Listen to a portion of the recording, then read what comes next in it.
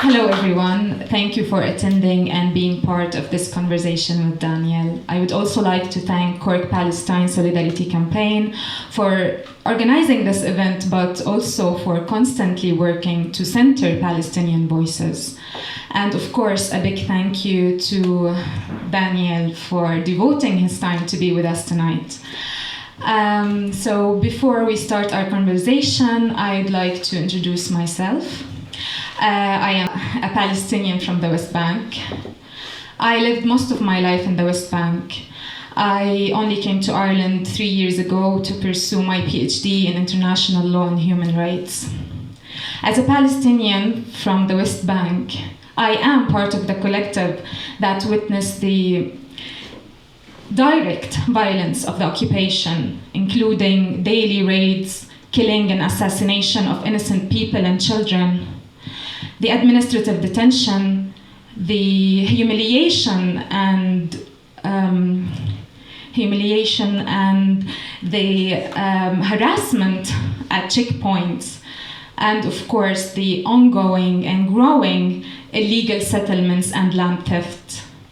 So all these can be defined or can contribute to what can be defined as the collective trauma of Palestinians.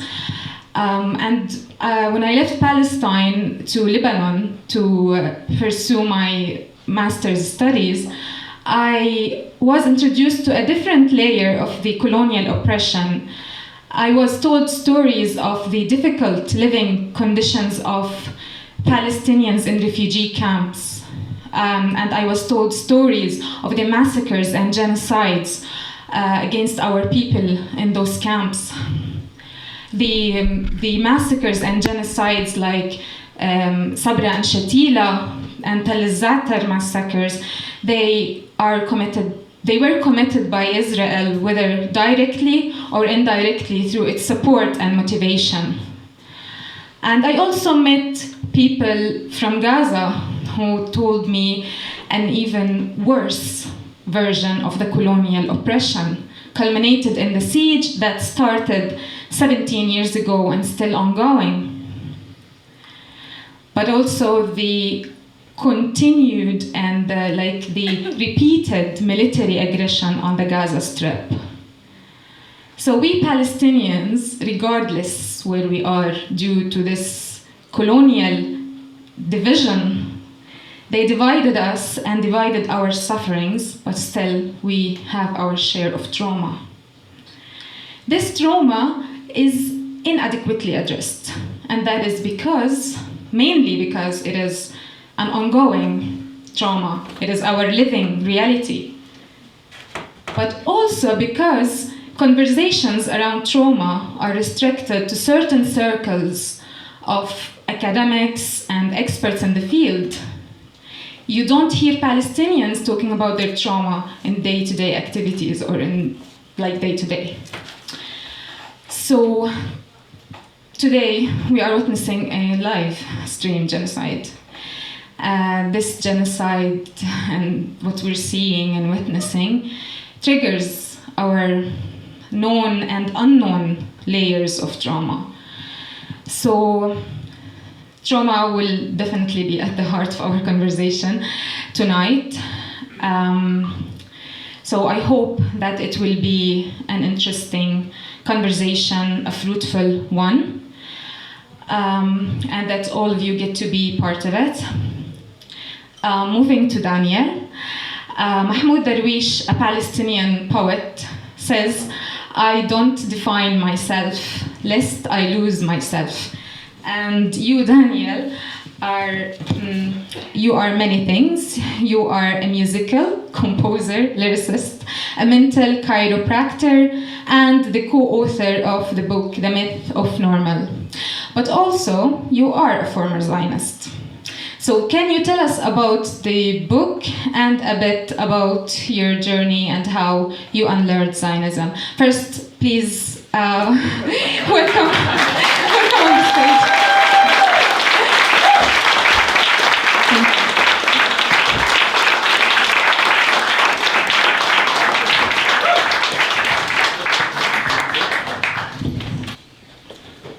I have to say, I wasn't prepared for that because you told me at the back that you're not so much of a public speaker.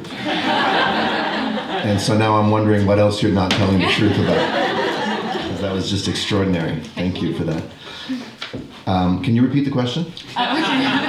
Okay, so can you tell us about the book, The Myth of Normal, and maybe about your journey and how you unlearned Zionism? I'm going to have to do one or the other, and then those are two completely... Okay, start with the book, maybe. The book? Yeah. Sure. So, yeah, The Myth of Normal is what I was speaking about here at an event yesterday for psychotherapists. And I'm the co-author of it, and I'm the small font author of it, co-author of it. So if you look on the... Anyone here read the book? Yeah. Not nearly enough. Shame on yous. That's fine, you got plenty of time. The paperback is about to come out here on this side of the book. I co-wrote it with my dad, and he was the prime motor of the book, and it's his book, fundamentally. He had been trying to write it for 5 or 6 years when I came aboard, and in many ways it's sort of his magnum opus. It's the culmination of much of his, well, all of his work, really, looking at the effects of the environment, of trauma, of adversity, of stress on our physical and mental health. And he had focused on this condition and that affliction and various sort of specific instances of it. But this book, the idea was to zoom out all the way to the society we're living in. The original title, which was much less catchy, was Toxic Culture, How Capitalism Makes Us Sick. And we had to kind of shake him out of that one. And yeah, sometime around 2018, he realized he needed some help with it. He actually shared the book proposal he had written, which my mom had called, I believe the review exactly was, leaden and unreadable. And she wasn't far off. It wasn't unreadable, but it was heavy because the material is heavy, and it's just a lot for one person. And I took a look at it and I said, Dad, I've edited your stuff in the past, and this time I know I can help you get this book to what it needs to be, but I'm going to have to come out from behind the curtain. I'm actually going to have to be your co-writer. And he said, I was hoping you would say that. So we started working together on it, and it came out in 2022. And just in a nutshell, the premise of the book is that we're living in a world where normality is assumed to be natural and healthy. And in fact, in a society such as ours, to be normal is in many ways evidence of deep dysfunction, because the normal that our society defines as normal is really at odds with how human beings are designed, what we need, who we're meant to be, really, or at least it's a very constrained version of it. And it makes sense. You have a society based on the premise that human beings are discrete individuals who can be understood separately from each other, that the mind and the body are separate, that the pursuit of profit and acquisition equals the pursuit of happiness. These completely go against the way human beings evolved. And if you were to look at an hour on a clock as the entire span of our species, we've only lived outside of small band hunter-gatherer groups for the last 6 minutes or so. So we are the aberration, we are the experiment in all kinds of variables that are unprecedented, and the book is about how the health crises that we're facing, whether it's physical illness, autoimmune disease, cancer, chronic illness, mental illnesses of all kinds, and addiction, are natural and normal responses to a completely unnatural environment, And so the book takes a look at the science that behind all that's not taught in medical schools, even though it's been published in medical journals. And then we expand the lens to the family, to childbirth, to pregnancy, and then to the economy, to the way our society is set up in terms of who has not. And we even look at the realm of politics, about how we seem to be a world that elects the most fucked up people and elevates them to the highest levels of power, invests in them a whole lot of emotional investment, which only feeds their woundedness, and then they enact policies that create more wounds for all of us, and it's just a big cycle. And then the last part of the book is about healing. The subtitle of the book is Trauma, Illness, and Healing in a Toxic Culture. And although I think the UK publishers might have brightened that subtitle slightly for the paperback version. They want to get the beach reading crowd. Oh, what you reading, love? Oh, it's about trauma, illness, and healing. I just went from an English to an Irish accent in one sentence. I'm doing it again. This is terrible. Stop it. Don't do that here. So that's the book. My contribution to it was, I'd say, modest, but mandatory. In terms of the content of the book, my dad had done much of the research, done all the interviews, and it's based on his work. But in terms of getting the thing written, the style of the book, my mandate was tighter, lighter, and brighter. Just get it readable and get it fun to the extent possible. And also try to make it persuasive for people who aren't already aboard the trauma train, people who aren't already sort of in the Gabor world. And I like what we came up with. It was a great collaboration with someone that, if you'd told me when I was a kid that I'd get to do that with him, I think I would have been pretty into it. Wow. Yeah. Yeah. That's interesting. So this is your sign. If you haven't read the book yet, please go grab it. Yeah, or the audiobook narrated by me. Right.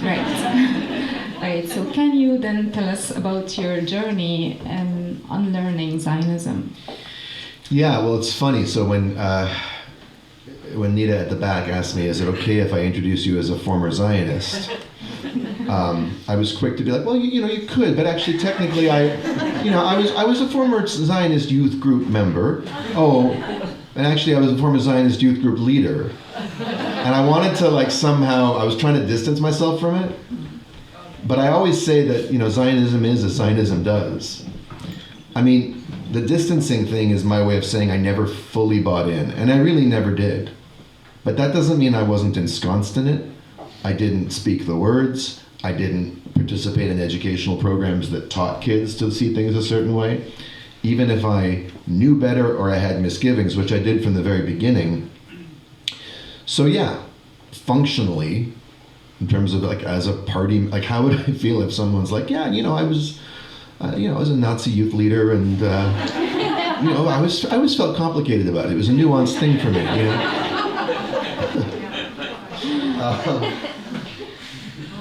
and we're not supposed to compare, but analogies are fun. But I will say this: I was inoculated against fully believing in it by virtue of having an anti-Zionist father who sent me to a Zionist summer camp. Figure that one out. So, to sort of understand my journey, I have to sort of recapitulate my dad's, which he's spoke about many times publicly. But he came to Canada as a 13-year-old immigrant after the Hungarian Revolution. He had been a proud little communist in Hungary after World War II, where he almost died at the hands of the Nazis, and of course the Soviet Union's the one who saved his life, so he was, Stalin was his hero, and he would pledge allegiance to Stalin in school assemblies.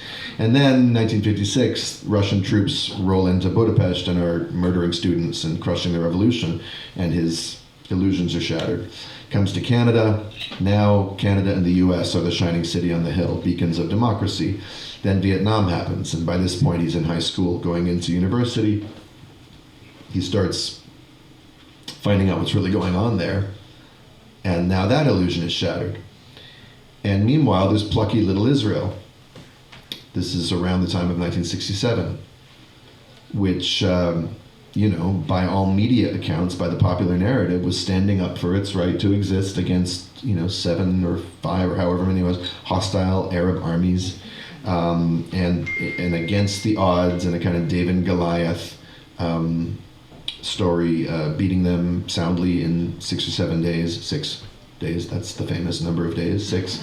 And of course we know now that the State Department knew full well that Israel had they were not really under threat. The assessment never was that they were the underdog, but that's the story he was told. But after the debacle of Vietnam, he started asking himself, well, the media that told me that we were spreading democracy in Vietnam was hiding all this stuff from me. What are they hiding in this case? So as a university student, he started, reading into it, and he sort of, that's when he realized that there had been another people there. And you're just not told that. In fact, you're told the opposite. The classic Zionist bedtime story is a land without people for a people without a land. It's not even a land without a people. They say a land without people. And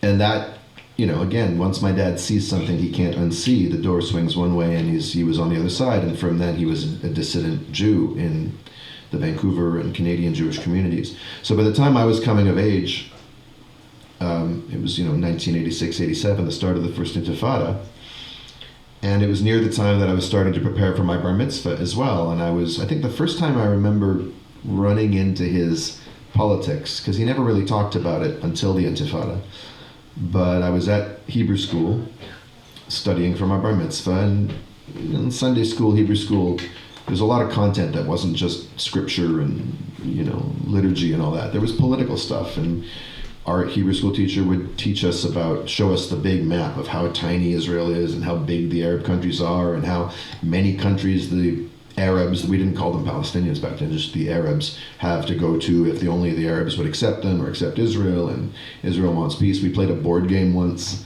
where I remember landing on a certain square. You pull the card and it says, you talk to the PLO, go back 3 spaces. Oh, Jesus.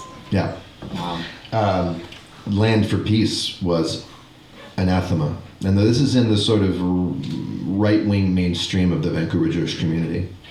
And I had our rabbi, who would have been socially progressive, probably, or liberal at least, on everything else, pull me aside and say, your father is a great man, he does great medical work, but he's basically an enemy of our people and you shouldn't listen to him on politics.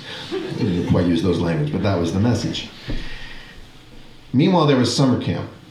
And summer camp was on a tiny idyllic Gulf island near Vancouver called Gabriola Island, and the camp was called Camp Miriam. And it was part of a larger youth group that was North America-wide, affiliated with a worldwide movement called Habonim, or Habonim Dror. And that literally means the builders of freedom. And it was affiliated with the kibbutz movement in Israel, the socialist, or putatively socialist movement to create communes, and all Jewish communes, but still, and to have a kind of worker Judaism, a kind of self-sufficient Judaism, and working the land and getting back to the land, which was a big focus of some of the European Zionists. They were tired of being studious, intellectual victims. They wanted to be rugged and self-sufficient. There was something appealing about that as far as an identity goes. So these summer camps were modeled on the kibbutz model, meaning that we would do all of our own work. We didn't have a serving staff like these other fancy camps that the other Jewish kids went to, where you'd have a staff serving you your meals and all this stuff. No, we served each other our meals. We had work groups. We cleaned our toilets. We took the garbage out. We did laundry for each other, and we would make up songs and skits to advertise our work group. And there was just this pride in kind of owning our own camp and like being our own community.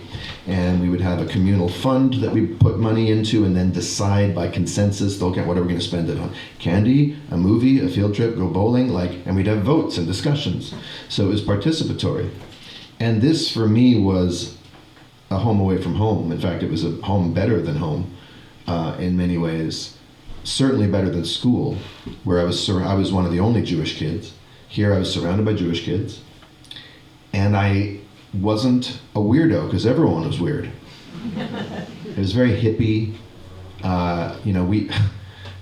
we'd have counselors that would teach us, like, we'd learn songs on big butcher paper, like big songs with the lyrics, and they'd hold it up, and someone would have the guitar and teach it. I remember we used to sing "Friend of the Devil" by the Grateful Dead, like a camp full of kids, like from 8 to 16, singing, "Got a wife in Chino, babe, and one in Tennessee." First one says she's got my child, but he don't look like me. It was that kind of thing. It was very irreverent and fun and playful and theatrical. I think my love of musical theater started there.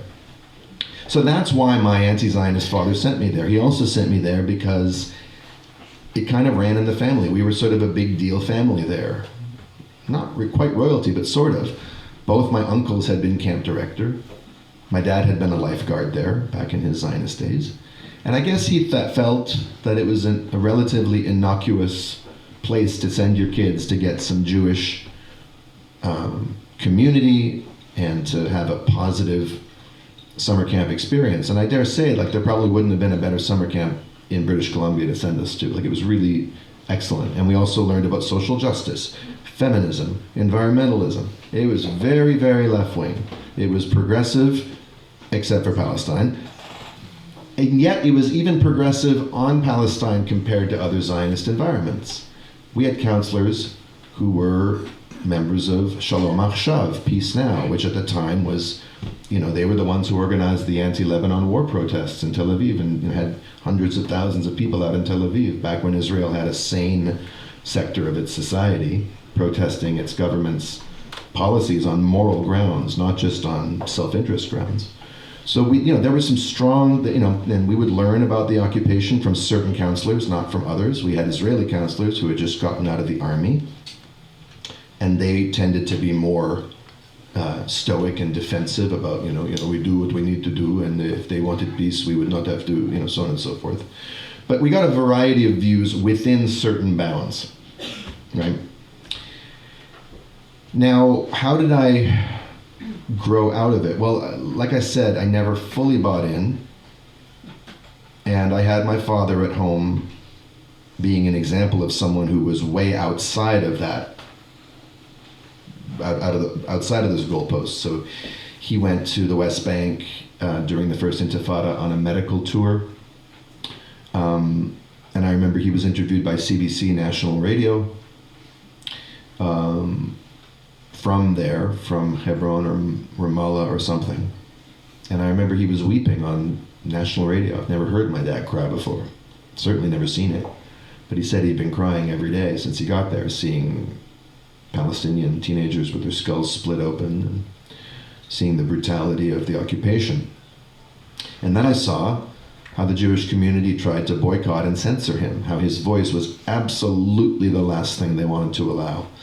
And there was one incident in particular that I remember when he was invited by CBC television in Vancouver to sit on a panel, basically do a debate, kind of 3 against 3. One side of the room, the head of the Canadian Jewish Congress and 2 other mainstream functionaries of Zionist Jewish organizations, maybe a rabbi's in the mix. On the other side, a Palestinian scholar, another Arab activist from some other country, and my father. And when he received this invitation, my dad said to the television producer, "Look, I'll say yes, but on one caveat. I've had this happen before, and what's going to happen is they're going to tell you that they're not going to debate if I'm on the panel." And they said, "Oh, don't worry, Dr. Matè, we've dealt with that before. We'll hold the line. We're absolutely committed to your participation." And lo and behold, 3 or 4 days before the event, he gets a call and says, "I'm sorry, Dr. Matè, but the entire Zionist side of the debate threatened to pull out. If you're included, we'd like to offer you a front row seat and a special, you get to ask a question, we'll give you a featured question from the audience." And I'm kind of surprised in retrospect that he agreed to that, but he did. And they replaced him with some hapless Arab, no offense to this person, but it was token, they were trying to, again, the Jewish community, the Zionist community could not afford to show the world that these things do not fall along Jewish Arab lines, but along right-wrong lines, right? Because it would expose the lies at the center of their ideology. So I just remember being in the studio audience watching this debate, and it was unbearably stiff and boring and difficult. People talking past each other, and I was wishing my dad was on stage, and then finally it's time for his question, and he's tense and he's angry, and he asks the question, and the person, he gets gaslit by the Zionists who call him a self-hater or something like that, and he starts yelling at them, and the host is like, we have to go to commercial, and we go to commercial as my dad is yelling at the stage. And that was my introduction really to the whole Jewish Zionist world. And something clicked in me. I'm like, if these are the tactics they have to resort to, they can't be right. Yeah. They can't be right. They're crazy. Or at least they're really dishonest. I mean, I just saw the nastiness of it, So back to summer camp, at least summer camp felt better than that. There was debate, there was singing, I was always uncomfortable with the nationalism, with raising the Israeli flag, which we did every day, but on Fridays, for Shabbat, we would actually sing the Israeli national anthem once a week. And something in me never liked it. I didn't love singing the Canadian national anthem either. I don't like national anthems, but in particular, there's something about the Israeli national anthem, which is this very sad dirge. It starts with this minor scale, and it sings about, and they would teach us the meaning of the words. The Jewish soul yearns for home, and are the hope of 2,000 years, and this and that. And something felt ominous to me. Something felt manipulative to me. And that was the feeling I had throughout my youth when I went to this camp, that I'm being manipulated somehow. My emotions are being played on, and I'm not being told the whole truth. And this is before I'd ever heard the word Nakba. So that, I'm getting into maybe more detail than your question. You're doing great. Yeah. So, But I mean, the journey out came when I became a counselor, finally. So do you want me to just tell you that part of it, or do you want to ask another question? I do have Yeah, you plenty got of questions, so maybe we can jump. Yeah, please. Okay, so what do you have to say on the treatment of this genocide as a continuation of the Holocaust trauma and the comparison between the two genocides? I just made fun of that. Yeah.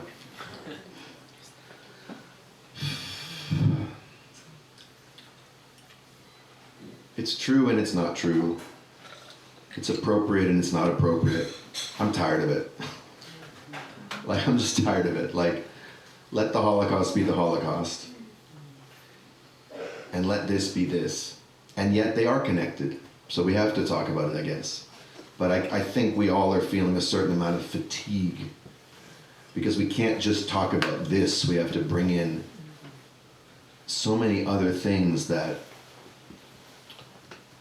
I mean, look, the Palestinian people should not have to answer for the Holocaust, number one. From the perspective of a Palestinian, I would understand if someone never wanted to hear that capitalized word again. Because what's happening now is a Holocaust, small h. It just is. The definition of the word is a ritual sacrifice. And the Palestinians are being... It's a blood sacrifice to satisfy the heathen gods of a country that only pretends to be monotheistic, that only pretends to believe in the one true, law of the universe, but in fact worships power and security and ethnic purity and other things that have led other cultures down the road to ruin throughout history. I am the grandson and son of Holocaust survivors. I am the great-grandson of Holocaust victims. My great-grandparents died in Auschwitz. I think it's only partly true that Israel's insanity is a function of Holocaust trauma. You might call it Holocaust psychosis, because the topic of the Holocaust is drilled into Israeli children from a young age. And they're all flown over to Poland to drape themselves hugging each other in the Israeli flag as they cry over a history they know very little about, and they're told an only small part of. Now, again, here's another sort of I got the best of it because I lived in Israel for 10 months on a kibbutz sent by this youth group. It was like, they're selling this program to you from the time you're small. After high school, you go live on a kibbutz for 10 months. And during that, in the middle, and we were living very near Gaza, actually. We knew very little about what was happening, only 20 kilometers from us. But in the middle of that year, there was an optional trip to Poland. But it wasn't like the March of the Living or Birthright trips, because we were we were already in Israel, so we'd already kind of, the shine had already been, we were living just in the country, just another, it was like a place. And it was full of, we weren't idealizing it anymore. We knew Israelis. We knew some of them were pricks. We knew some of them were great. We had a sense of the tensions inside the culture. And from there, we went to Poland. And I remember we had a tour guide who was a Holocaust survivor, and most of the week was about how Jews lived in relative peace and harmony with Polish people for about 1,000 years. That was the main thrust of the trip. And then we went to the death camps. So it was rather well-rounded, but that's not what Israeli kids get. Israeli kids get terrorized into a fascist ideology. So it's hand-me-down trauma, distorted, pickled, fermented, and turned into a very toxic thing that then justifies whatever. So that's not the Holocaust. That's the bastardization of the Holocaust. That's the exploitation of the Holocaust. That's the weaponization of the Holocaust. That's got nothing to do with the Holocaust itself. And Norman Finkelstein wrote the book, The Holocaust Industry, 20 years ago now. You know, very on point as always ahead of the curve, that guy. So, and here's the other fact. Israel was created 3 years after World War II ended. Zionism started 60 years before that as a political project. And there was no inkling of the Holocaust. Maybe there was an inkling of bad things coming in Europe, and certainly pogroms were happening. Jews were not safe in many places. The persecution was real, and the trauma of that was real, and the insecurity was real. But the Holocaust was not the main driver of most of those waves of immigration up to that point. It just accelerated the game, and the Zionists exploited it very cynically and very craftily, you know. So, and then you've got the fact, and this never gets talked about, that it was the European Jews, in large part, who suffered the Holocaust. But that's not the only Jews in the world, and it's certainly not the only Jews in Israel. You've got the Mizrahi Jews, or the Jews of the East, or the Sephardic Jews, or whatever you want to call them, right? And they themselves are an oppressed, exploited, and weaponized minority, because they've turned into much of Netanyahu's base. But what happened to them? How did they get to Israel? Well, it's a whole story I still don't know enough about. I'm still learning about it, but they, like the Jews of Poland, had lived in other societies. Not even other societies, it was just theirs. They were Arab Jews. There were, you know, Arab Christians, Arab Muslims, and Arab Jews, and they all lived in relative congruence, with, of course, some flare-ups of this and that. But, the Jews of Morocco, the Jews of Syria, the Jews of Iraq, these were all well integrated into the society. And then Israel came along and everything changed. And Israel exploited the unrest that was there and did a lot to foment a lot of insecurity in those places and to impel Jews to emigrate to a place they had never wanted to go, and then treated them horribly.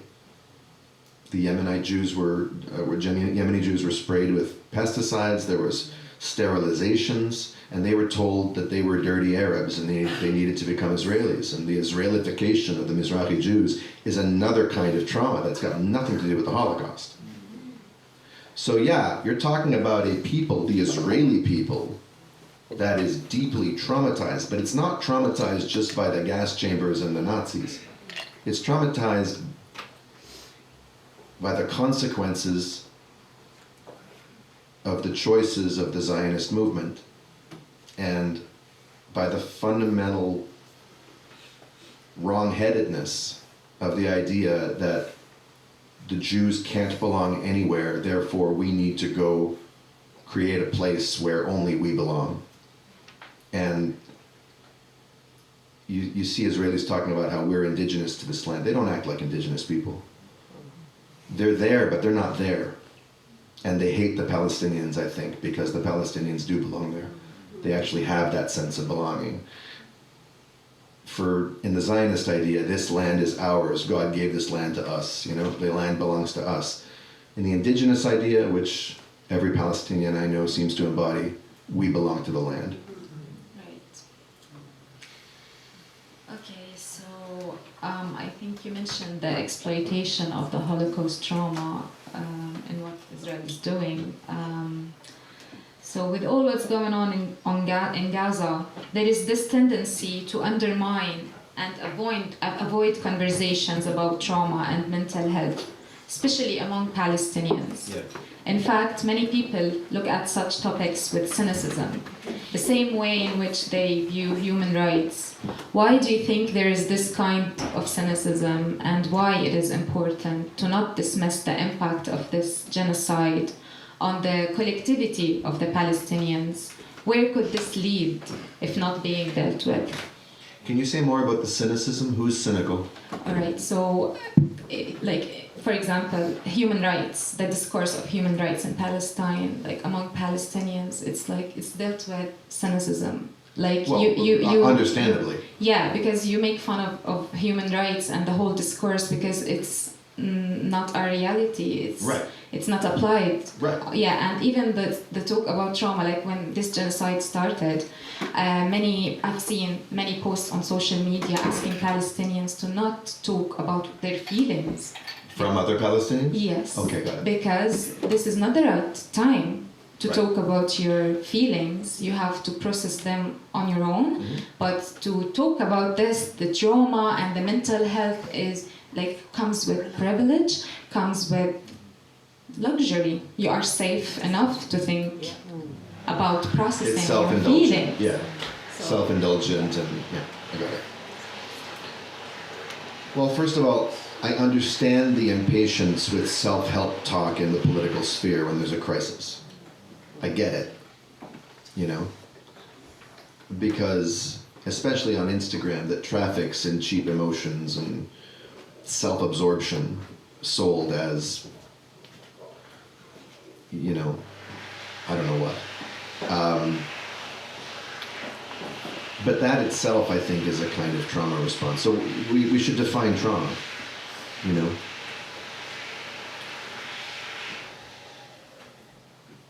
Trauma, as we define it in the myth of normal, isn't the events that happen to you. It's not what happens to you, it's what happens inside of you as a result of what happens to you. It's the lasting impact. So, would a rugby metaphor work in this crowd? I usually give a hockey metaphor. Yeah. It's not the illegal... Are there illegal tackles in rugby? It's not... GAA. There are... Is that... GAA. GAA. GAA? Yeah. Okay, so it's not the GAA, it's the concussion. Is it called that because the person yells, "Gah!"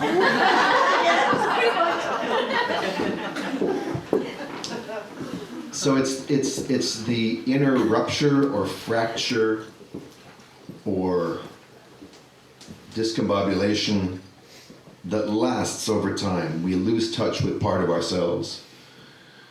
We split inside ourselves. We conclude, either cognitively or just on the somatic level, that some of our feelings are just too dangerous to feel. And of course, on the level of physical trauma, brain damage, certain circuits get disrupted, and then we have triggers thereafter, where before the same stimulus would have provoked a mild response if we'd even noticed it, then suddenly the same stimulus provokes an overwhelming and disproportionate reaction. So trauma is what we're carrying inside us. I can't tell anyone else how to deal with their trauma. I'm not a trauma evangelist. I might be related to one, but I'm not one. No one can prescribe healing to anyone else. And part of being traumatized is that it can be too painful to talk about the trauma for some time. You're just not ready for it. And in this moment, when there's an emergency going on, to some people, any talk of feelings or self-care or whatever, especially those of people who are not there, might seem cruel, or at the very least, beside the point. So I don't begrudge anyone their resistance to it. At the same time, why deal with trauma? Because that's what you're asking. What are the upsides to dealing with trauma? Well, trauma constricts our view of the world. Trauma wreaks havoc on our nervous systems. Trauma can kill us if we don't, if it festers, it can turn into all kinds of things. We can go, for lack of a better word, crazy. We can lose touch with reality. We can be impelled to react in ways that could put us in danger or other people in danger. We can get sick if we suppress our trauma. People who always think positively and never get angry, these are the ones who tend to seem to get many chronic illnesses. The reasons for that are explained in the book. So, as a personal choice, a person chooses to address their trauma when not addressing it becomes too disastrous, when life says, okay, it's time to actually face this. And I think many people who react like you're describing are just, they just can't right now. And that's fine. But also, I think they're afraid, these people, I think there's a fear of feeling. And I think it takes the form of, if I let myself feel, it's going to dull my edge. I haven't seen the cynicism from Palestinians towards each other about trauma. I have seen a lot of cynicism about, why are we still talking about Jewish trauma? Why are we talking about Israeli trauma? Now that I have even more sympathy for. We're supposed to sympathize with our oppressors right now while they're doing this. And yet what I say to them is, it sounds like you think that if you recognize someone else's trauma, you're going to develop this thing called compassion for them, and that if you develop compassion for them, you can't oppose them with every fiber of your being, which is exactly what you need to do. And I'm just not sure that's true.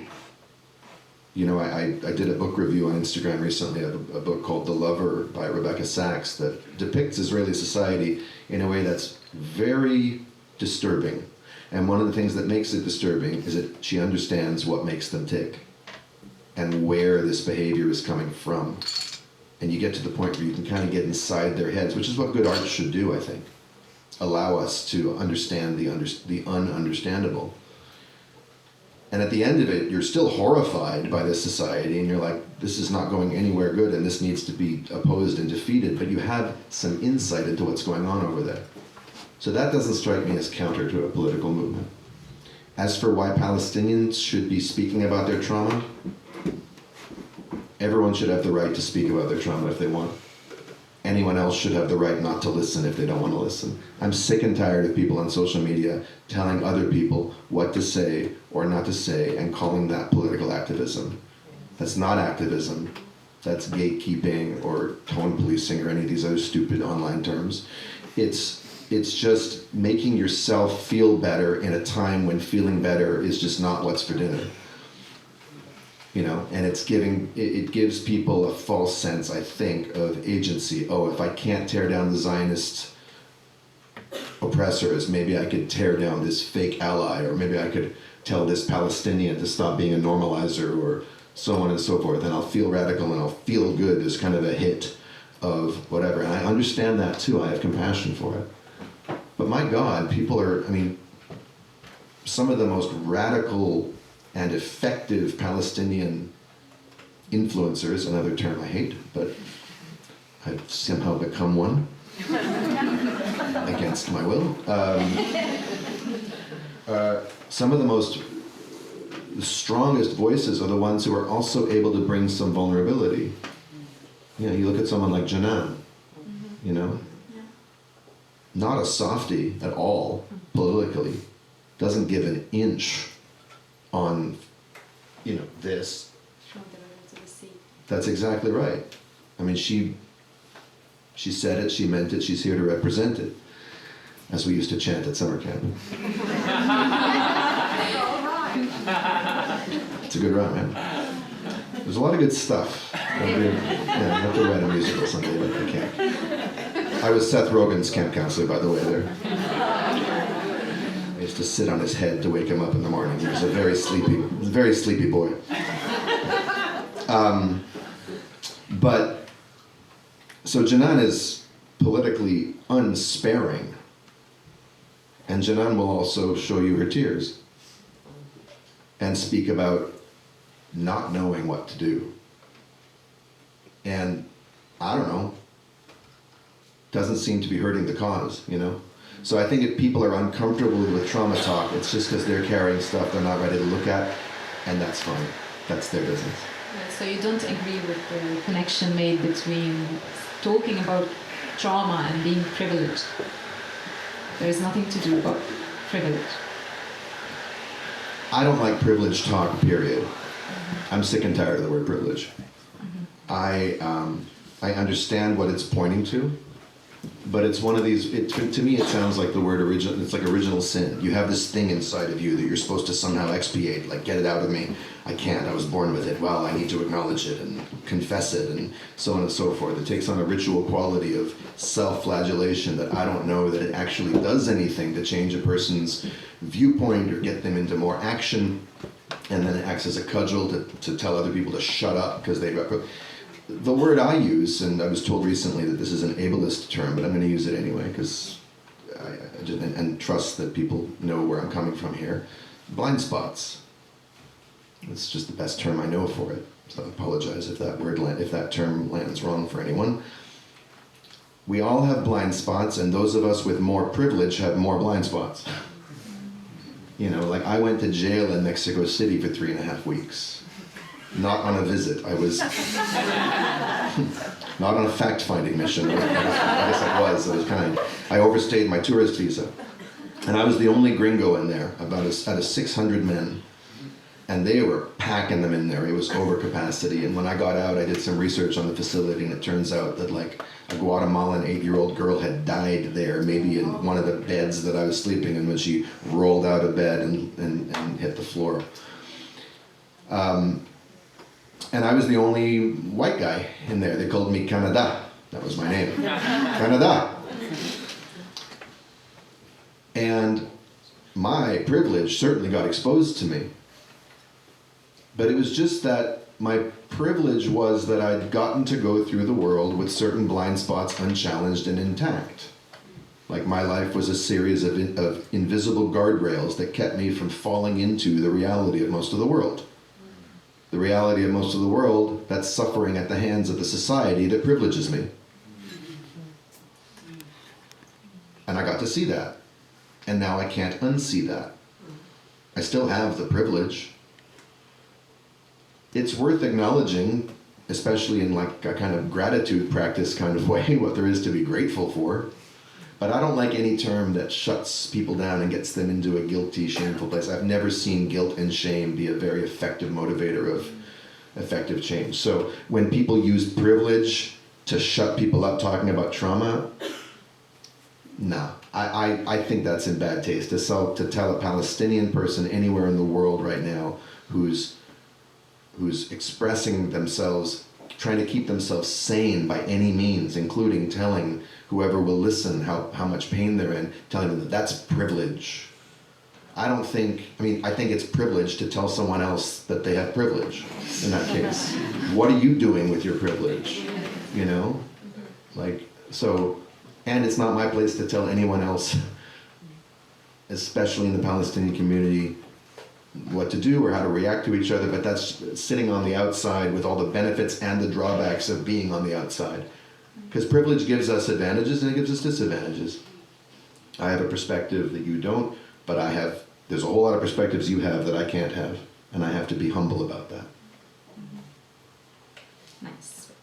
All right, so being a Jewish in the US, I haven't gotten a single applause line.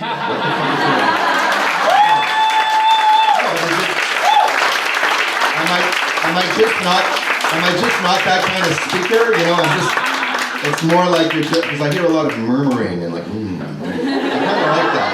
You know, every once in a while I want to say something that makes people like, go, yeah! We're nodding respectfully. There's a lot of nodding. They do that at the UN too. No, but I feel your hearts, which is the difference. Okay, so being a Jewish in the US, how does this genocide impact the sense of belonging to the Jewish community and how it shapes their activism?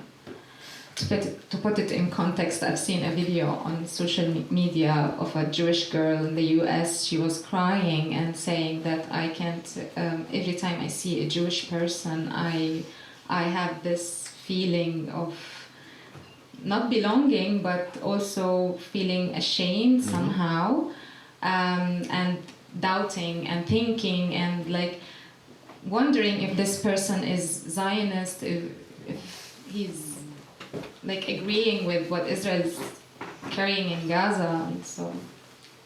Yeah. Well, you know, I sort of pieced out of the Jewish community a long time ago. I'm not a community guy. I like to be on my own, listening to my records and being unique and weird and an artist. I'm just such an individual. I don't need communities. Or so I tell myself. Or so I tell my therapist. But it's true, ever since I left the Jewish youth group, and maybe I'll tell you one story at some point tonight about the last thing I did there. Maybe we can end with that, because I think it might be a good bookend. But anyway, that was 20 years ago. I have not been involved in anything Jewish, except once I was in a play, a musical that was put on by a group of anti-Zionist Jews, including some anti-Zionist Israelis, called An Olive on the Seder Plate, which is a tradition that progressive Jews have included now in the Passover Seder. You know, the Passover Seder has all the different food items that have different symbolic meanings, and some people include an orange as a statement of feminism, which is a story behind that. But now a lot of progressive Jews for the past, 15 years have been including an olive to bring the Palestinian struggle into the conversation. And that's been happening in some progressive homes for a while. So we did a play called An Olive on the Seder Plate, and it was about Jewish perspectives on Zionism. But I haven't been involved. But it's still very painful. I was at a cafe in a Jewish neighborhood, very, very close to me actually. I don't live in Crown Heights, I live in Bedford-Stuyvesant, but if you cross Atlantic Avenue in Brooklyn, you're in Crown Heights, which is an Orthodox Jewish neighborhood. And I was in there and surrounded by Jews, and I had this tension in me. I was listening I could just feel the Zionism in the room, you know? It's a vibe. It's a whole mood, as the kids say. And yeah, sure enough, next to the door there was a sign saying, fellow Jews, let's light an extra Shabbat candle for the Israeli people right now in this time and cheer them on to victory or safety or whatever. It's hard to see. And it's why I don't go to places like that very much.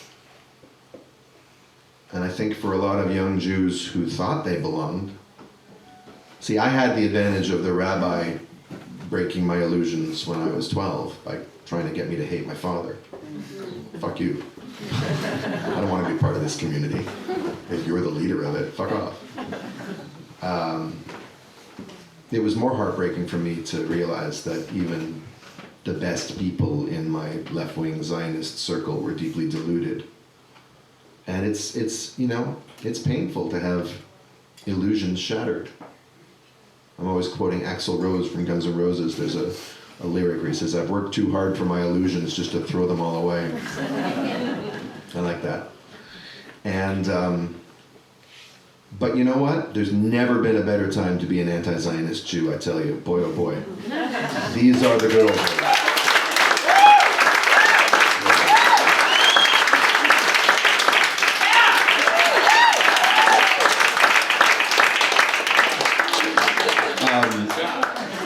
No, really, I've never seen anything like it. I mean, within the day, October 8th, I recorded my first walk and talk on Instagram, which started this whole thing. And then I think that night I went to Grand Army Plaza in Brooklyn, near Prospect Park, and there was a Jewish Voice for Peace rally, and people kept coming and coming. They just knew that we had to be together. And there were rabbis speaking there, and I remember one speaker was screaming, "There's a genocide coming.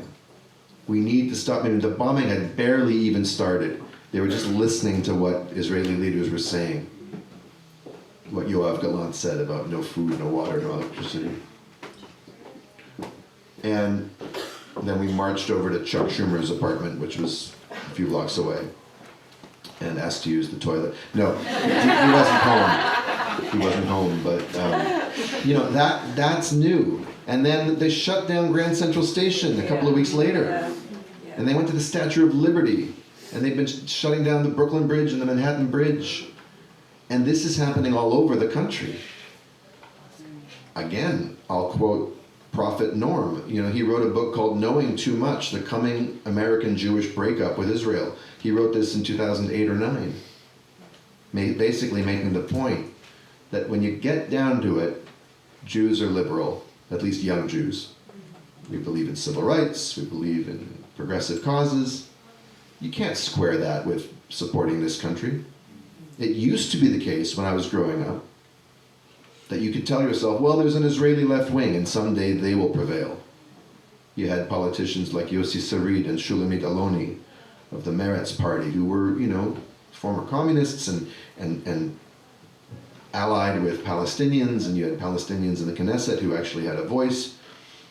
And there was a sense of a peace movement, but by the time the Second Intifada rolled around, that killed it because they sold the Israeli public a bill of goods about Oslo, peace is coming, and of course it was never going to bring peace. It was all process, no peace, as Edward Said said.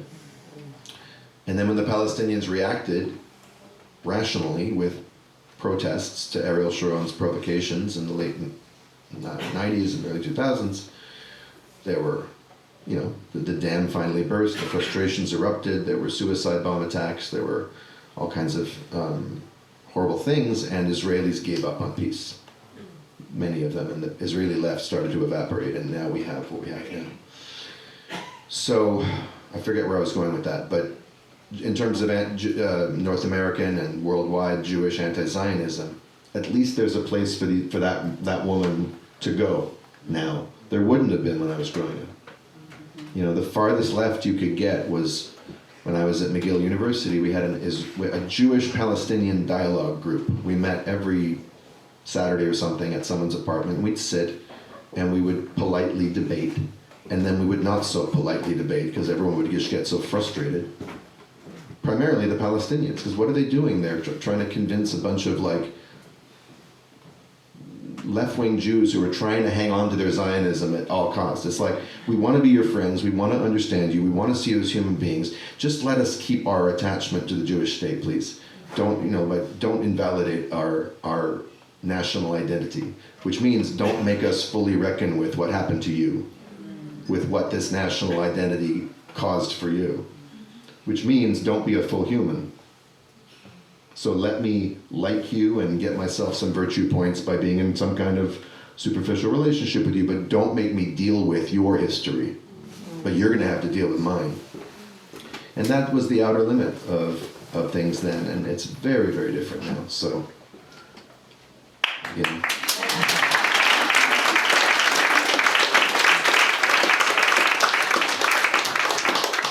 Ty, thanks for kicking off the applause that time. I got you. Ty, thank you, everyone.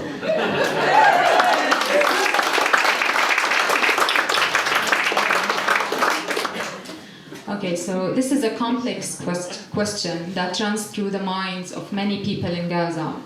We all know that in this live stream genocide, people from all over the world are exposed to daily horrors and traumatizing scenes, such as the Flower Massacre and recently Shifa Hospital massacres. And if we look back at history, we can see that traumatizing events such as the ethnic cleansing in Bosnia and 9/11 were utilized to justify and support military campaigns. There was a sense that an action is needed to take place. Why is this absent in the case of Palestine? Is this urgency to act upon trauma selective? Yeah, of course it's selective. And the selection process is, what do the powers that be want? I mean, what are the political imperatives when you have the world's biggest empire and arms supplier be Israel's best friend, and you have the entire West afraid to upset the Godfather? That's when the vaunted commitment to spreading democracy and the responsibility to protect. Remember that one, the R2P? That's the pretext for, I think, the bombing of the Balkans by NATO. You know, that's where it just goes out the window. You know, where we believe in democracy and human rights, except when the regimes that we support are suppressing those things. And the Palestinians are the most betrayed people on the planet, maybe in history. And they've been betrayed by everyone. And it's not my place primarily to criticize Arab societies and Arab governments, but they sure could be stepping up a lot more than they are. Yeah. And there's a lot of betrayal in that history, you know, and that's going to have to be reckoned with inside the Arab world. But yeah, it's very selective. Humanity is selective, democracy is selective, universal human rights are selective. And we're seeing how power works in it's the most brutal, stark, jaw-droppingly simple demonstration of how power actually functions in this world. And it remains to be seen what conclusions we'll draw from it. There's many points from which we won't return in this one, I think. But yeah, we're seeing something very, very disheartening about how much power we really have over the decisions of our so-called leaders. Okay, so recently we have witnessed the self-immolation of Arun Bushnell, who made a strong statement about the genocide. Arun's statement is very powerful in portraying the trauma of genocide witnesses and the feeling of helplessness that comes with it, especially for those who are part of the power system feeding the genocide. Some opinions labeled Arun as mentally ill. I am interested to hear your opinion on this matter and how it is related to trauma. Well, I'm not qualified to label or diagnose anyone as mentally ill. You know, I'm not a therapist, I'm not a doctor, and I didn't know Aaron. So I don't know, he could have been mentally ill. He might not have been. Who cares? It's a total non sequitur. Because, and here's to come back to the myth of normal. I said that to be normal in this society is to be, in many ways, dead on the inside. And deeply out of whack with your own nature and deeply inauthentic. Well, one thing you can't say about Aaron Bushnell is that he was not in touch with his own gut feelings, or that he wasn't making an authentic choice. Now, we don't have to glorify or venerate self-immolation. I mean, it's a horrendous act. Whether you want to call it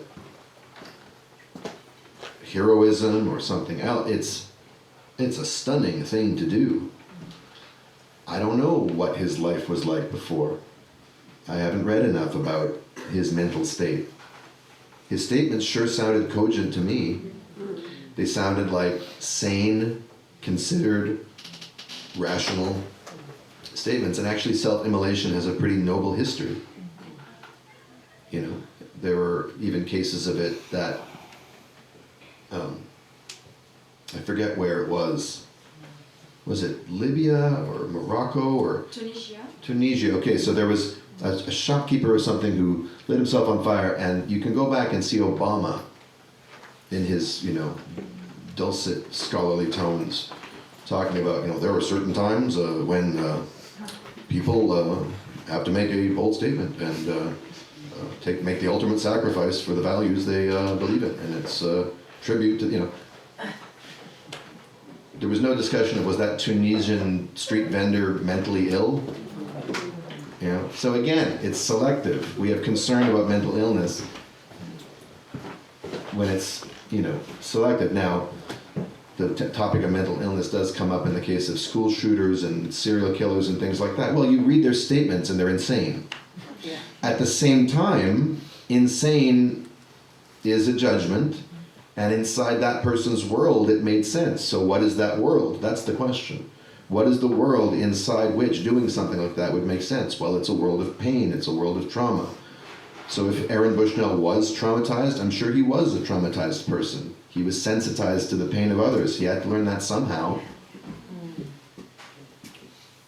I just don't see the relevance. But I do think there was moral clarity in what he did, and I think moral courage in what he did. And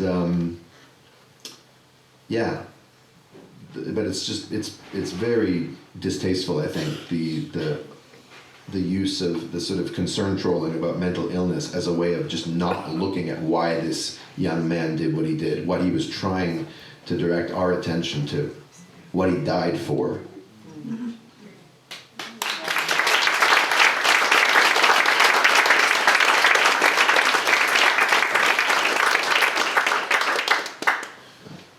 To what extent does the focus on trauma undermine the agency of the people subject to it? For example, a Palestinian professor in psychology, Lina Miari, challenged the notion of trauma as depicted by mostly Western and Israeli academics of the Palestinian experience in Israeli prisons.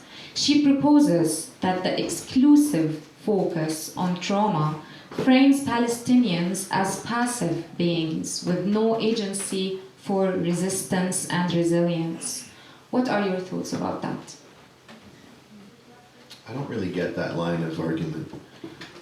And it sounds a little bit like, and I'm not accusing her of this, but the thing that comes to mind is you could have a Zionist saying the focus on Palestinian trauma takes away their agency. Well, they're responsible for voting for Hamas. They're responsible for supporting the October 7th attacks. They could have responded to the occupation differently, so on and so forth.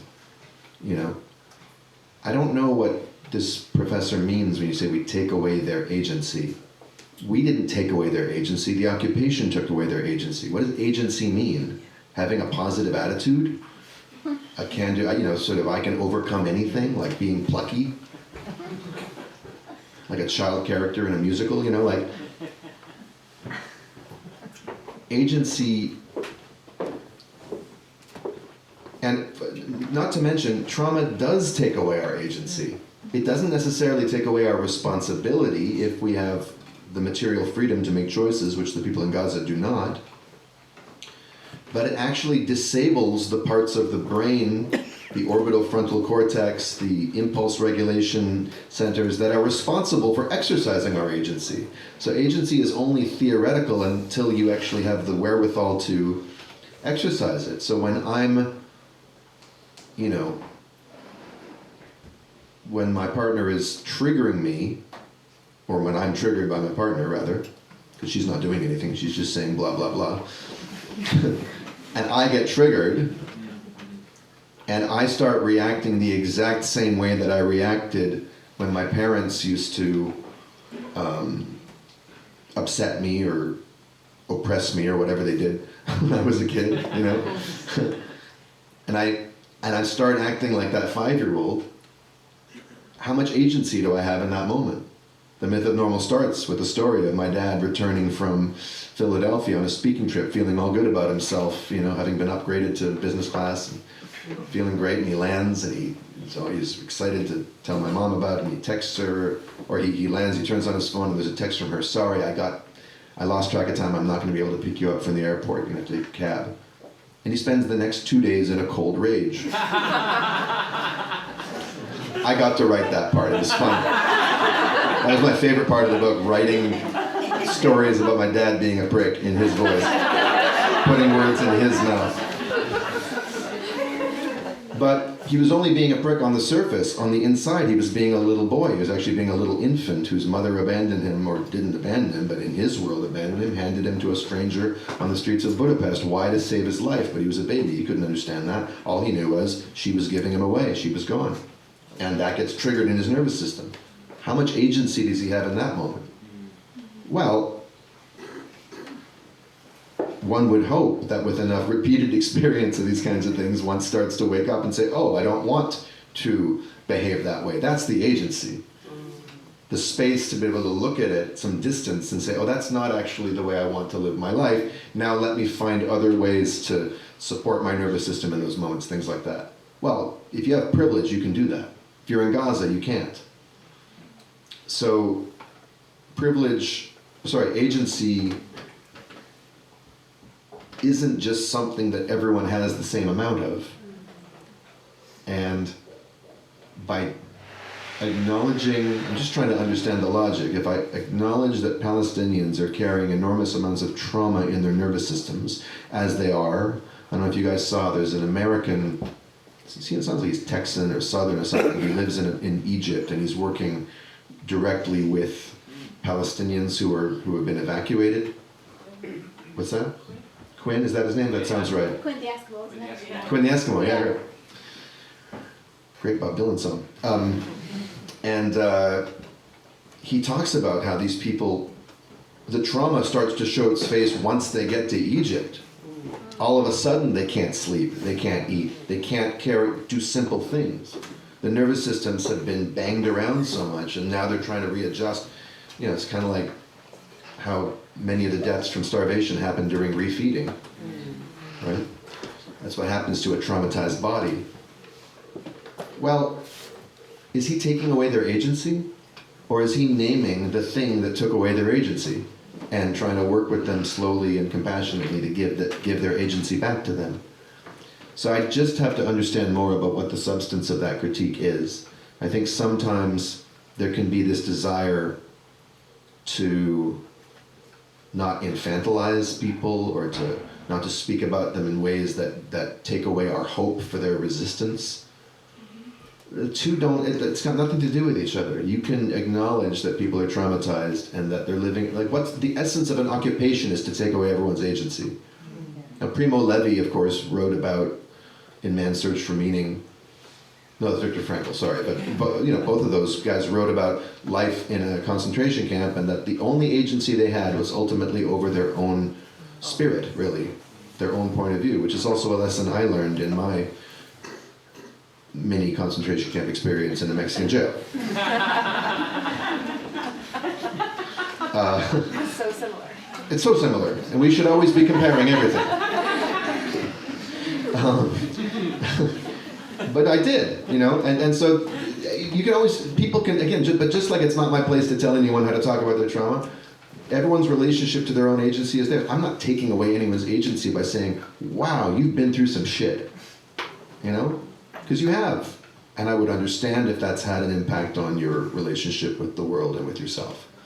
Yeah, and I think the same applies to the Israeli army and the even in the US, after invading Iraq and they come back, the soldiers they're strong. say we are traumatized, but okay, that doesn't take away what you've done, what you inflicted on people. You are still responsible for their misery.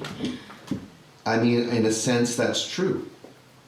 And in a sense, soldiers who are following orders have already had their agency taken away from them. That's called basic training. The point of basic training is to traumatize a person's sense of self to the point where they can't make decisions for themselves. Now, we can decide what kind of legal system we want to have. Do we still punish soldiers who carried out evil orders? Maybe. I'm not saying we shouldn't. But, it's a tricky thing. And it's the sensitive ones who are going to have PTSD. Many of them will actually be able to live with it. And that's the scary part. Yeah. Because they were already desensitized to their own pain and to other people's pain from birth. But I understand the anger in your question, It's like, are we going to let these people get off the hook just because they're traumatized? No. But like I said about that novel, understanding the trauma, and if you just look, you watch any of the videos of these people blocking the aid convoys, I think all those people should be locked up. I think all those people should be locked up and put away in some kind of international rehabilitation center. If they refuse to be rehabilitated, they should never see the light of day again. That's how I feel right now. That's an emotional response. It's not a legal argument. It's just how I feel, And if you're to look in their eyes and listen to their voices, you see deeply damaged human beings. Yeah. Human beings are not born that way. They are taught that the world is a scary, hostile place where they have to be cruel. And this is why it's like, for me, the ultimate test is, can I have compassion for the Nazis who carried out the Holocaust? And actually, yes, I can. Even the ones who killed my great-grandparents. Would I hesitate to see them punished? Probably not. I don't know. But there are victims of, families of victims of mass murder or whatever who managed to have compassion for the people who killed their people.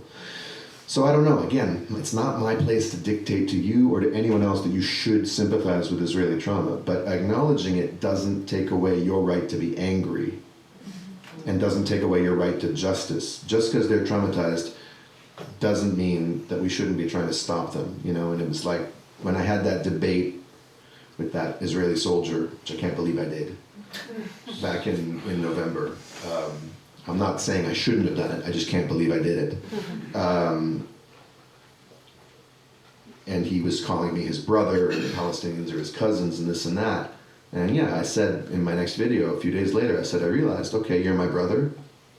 Well, if you're my brother, I've got to stop you from killing our cousins. I can have all the love in the world for you, but I will fucking get in the way and stop you from doing this if I can. Because my love for you, my compassion for you, there's something higher than that. And I think that's the thing. We can acknowledge people's trauma, but we don't let that trump our solidarity with the oppressed, our values, the kind of world we want to live in.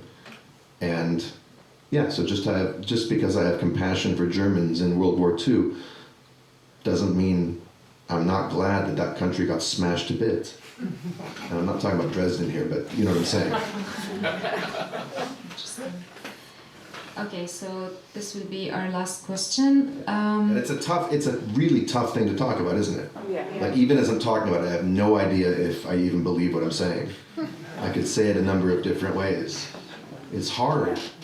It's hard, and we're all struggling with this, It might be a simple but a popular question. Aside from the people subject to the genocide in Palestine and Gaza, do witnesses exaggerate when they claim to be traumatized? Does this undermine actual experience of trauma? Who are you talking about? About witnesses. All What? of us, we are witnessing the live stream. Oh, I see what you're saying.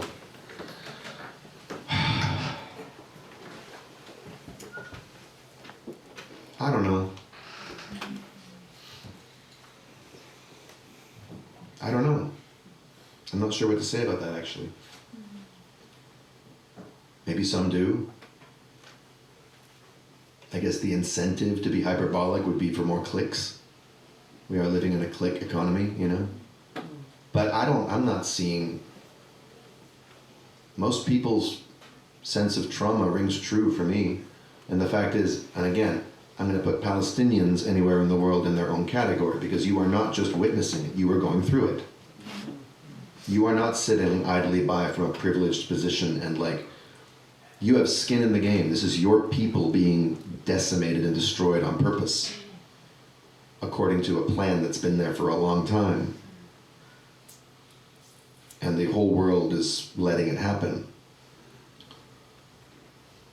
So I would never tell you that you're exaggerating anything. Now, I do see things that I would be tempted to call exaggerations happening on the other side.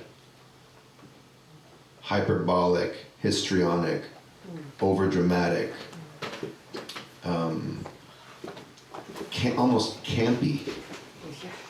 There's a kind of camp to Zionist trauma in this moment. And it's being churned out through a massive Hasbara industry, you know,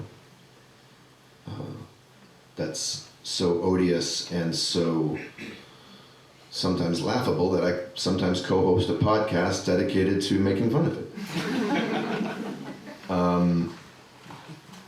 And that is just disgusting, you know? I mean, it's just revolting. And so it's easy to look over there and say, okay, I'm sure subjectively you're feeling afraid, but you have the absolute wrong interpretation of where that fear is coming from and what you should be doing about it, you know? As far as people who are actually bearing witness to this, everyone's going to react in their own way. And I don't think one person's trauma takes away from anyone else's trauma. I am even tired of the word trauma, quite frankly. I'm tired of it. I'm just tired of it. And I make royalties off it, and I'm tired of it. You know, like any of these pop psychological terms, any of these terms, once they enter pop psychology, and it becomes this, I mean, do you know what my life is like? I'm scrolling through Instagram, and the algorithm decides that every 5 posts, I'm supposed to see Trauma Super Conference featuring Gabor, Matè. Ah, it's my trauma. And it gets kind of cheap, doesn't it? It gets kind of shabby, you know? It's not him. It's not his fault that there's an industry that's cropped up around this. And thank God he's doing the work he's doing for all kinds of reasons. But it's like, people are hurting. People are wounded. People are injured. They have the right to call that whatever they want it. And in this moment, with what we're witnessing, how can people not be walking around with real injuries right now? I just don't see the point in, I mean, just like I'm tired of trauma, I'm tired of questioning people's trauma too. Let's just let it be, you know? And try to actually meet people where they're at and find out what they're dealing with. And people are dealing with a lot right now. And they should, I mean, it's just the only way it can be right now in this moment. Does that answer your question? Yeah.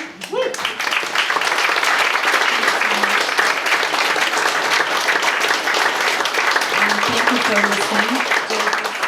For questions. Do you think? Okay, we can take 2 questions.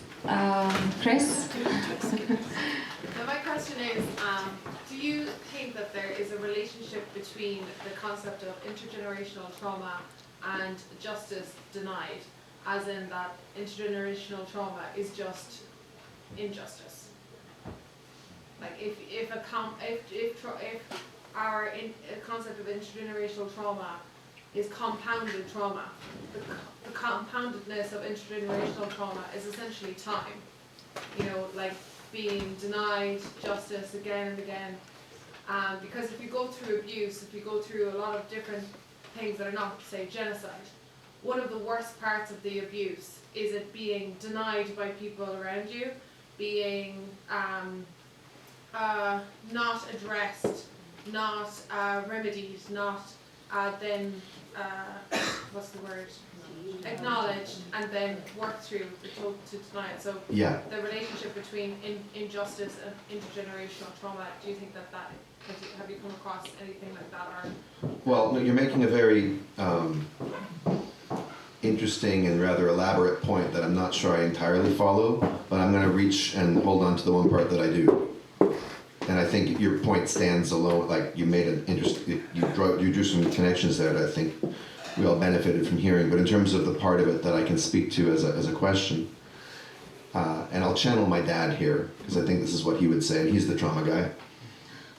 You said that part of what compounds the original trauma is the silence, is the gaslighting, is it not being dealt with, the justice denied. Actually, that was the original trauma. Because remember what I said, trauma is not what happens to you, it's what happens inside of you as a result of what happens to you. And in almost every case of childhood sexual abuse, if you ask the person, who did you tell? You know, now they're an adult and they're recalling it. Who did you tell? 201, they'll say nobody. Why did they tell nobody? Because there was nobody they could tell. They had already concluded rightly that the adults around them were out to lunch or couldn't handle their vulnerability, right?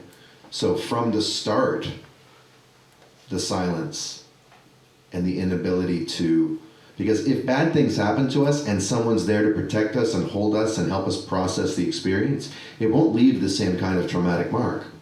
Might be a very bad memory, might have nightmares, might, you know, it's certainly like, it's never a good thing to be abused. But the most traumatizing in terms of the long-term impacts thing about trauma is that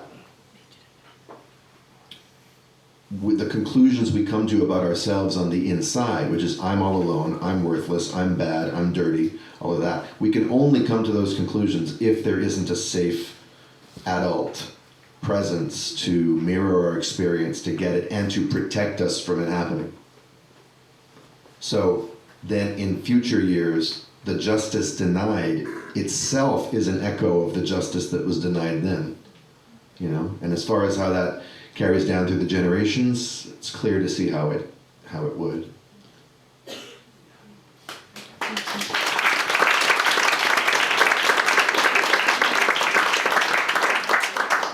Another question, Payman?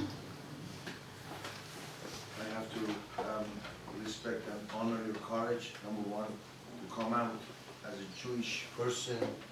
I respect your honor and honor your courage to come out and say what you have to say. And stand up for the people who cannot stand for themselves. I thank you. Woo!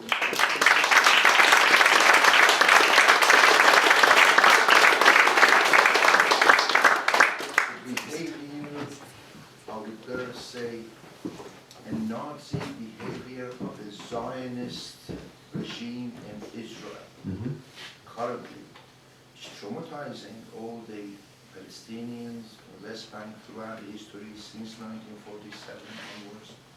The majority of the people, conscious people, I would say, understand. And the current situation happens in Gaza, which alerted and make the conscious people again around the world who understand the situation, and the majority of them are already traumatized. And these traumatized people around the world see the Jewish community, not the Zionists, because Israel represent a Jewish state? Would that So-called. so-called, would you think and 90% of the population, according to certain data in Israel, in approval Yep. of what's happening? Yep. Unfortunately, again, would that have an impact on the Jewish community around the world, with a cycle that may happen in the future, in your opinion? Again, another Holocaust. I'm not understanding your question. Well, my question is, would this have an impact? Because the cycle of the Holocaust that happened back in... Are you saying, are Israel's actions posing a long-term threat to Jewish safety? Correct. It is the number one threat to Jewish safety on the planet. By far. Israel is a lunatic state, and that's an understatement. It's completely gone insane. Like I said, when I was there was still some threads of sort of liberal sanity in that culture. There was a lot of denial, but that's been pushed out and it's become thoroughly insane, and Israel purports to be the solution to anti-Semitism. Israel would never want to solve anti-Semitism because it would lose its reason to exist. Israel feeds on anti-Semitism, so it creates anti-Semitism, and what it can't create, it fabricates. And then the way it acts, and the way it acts in the name of the Jewish people, it impels some people, and I wish they wouldn't, but I can understand why some people would, especially if they're inclined towards stereotypical thinking or scapegoating entire groups. Wow, these Jews, what's up with them? The Jewish state. Look at how the Jews are carrying on. Look at how the Anti-Defamation League is carrying on. The official spokespeople for Jewish, look at these Hollywood people acting this way. Well, I can't argue with them, At a certain point, I have to say, yeah, there's a bunch of Jews acting like crazy human beings right now. It's some pretty crazy behavior. But whether it's in the Arab world or in the anti-Semitic white world, of course it puts Jews in danger. And I don't know about the threat of a second Holocaust. I mean, look, the circumstances of the Holocaust were pretty particular. And they had to do with a world war that humiliated and, emasculated, that's not the term, but that laid low a great country called Germany and all the economic things and all this shit, and then the history of simmering European anti-Semitism. I don't know that I'm seeing the conditions anywhere in the world for another genocide of Jews. Maybe a bloodbath in Israel, but that's different. That's got nothing to do with the fact that they're Jewish. But Israel doesn't make Jews safer out here, and it doesn't make Jews safer there. Like, how's that going for them? So yeah, even on the strict grounds of self-interest, Jews should be opposing Zionism in Israel and jumping ship right now and getting on board. From the river to the sea, that land will be free for everybody, because it's the only way to secure a future for everybody.